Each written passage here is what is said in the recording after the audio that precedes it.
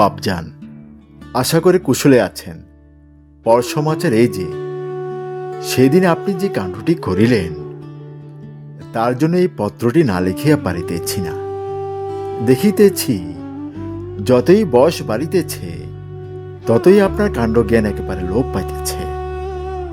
আপনি কি করিয়া সেদিন আমার ড্রয়িং রুমে অর্থাৎ বৈঠকখানায় ব্যামক্কা ঢুকিয়া পড়িলেন, বুঝিলাম না।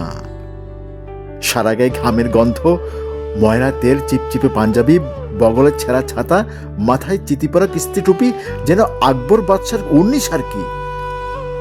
হাতে মাটির হাড়ি, সর্বোপরি দুই পায়ে চামড়ার কুচকুচি কালো রং, বোধহয় লজ্জায় ঢাকিয়া ফেলিবার আশায় রাস্তার সবটুকু ধুলি মাখাইয়া পা দুটিকে মনে হইতেছিল চুনকাম করাইয়া আছেন। কি লজ্জা!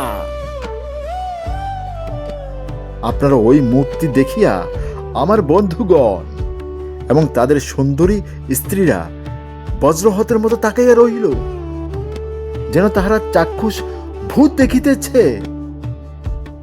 আর আমার অবস্থাটা একবার ভাবিয়া দেখুন। মান, সম্মান, মর্যাদা সব জাহান্নামে গেল।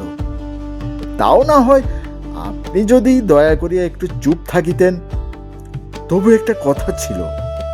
তা না, আপনার আবার আহ্লাদে মুখ দিয়া কথার ফোয়ারা ছুটিতে লাগিল। বাবা কেমন আছো? বৌমা কোথায়?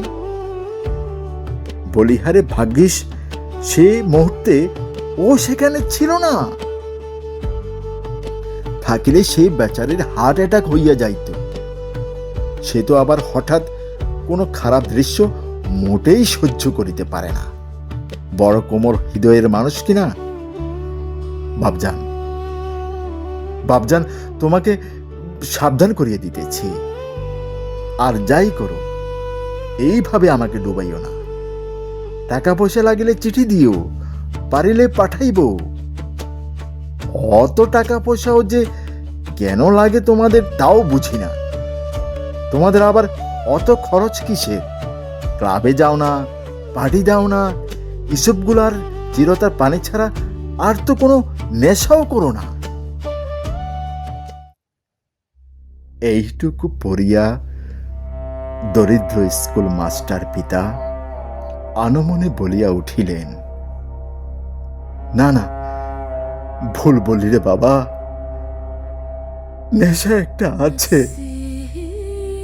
বড় পুরনো নেশা, কিছুতেই ছাড়িতে পারি না।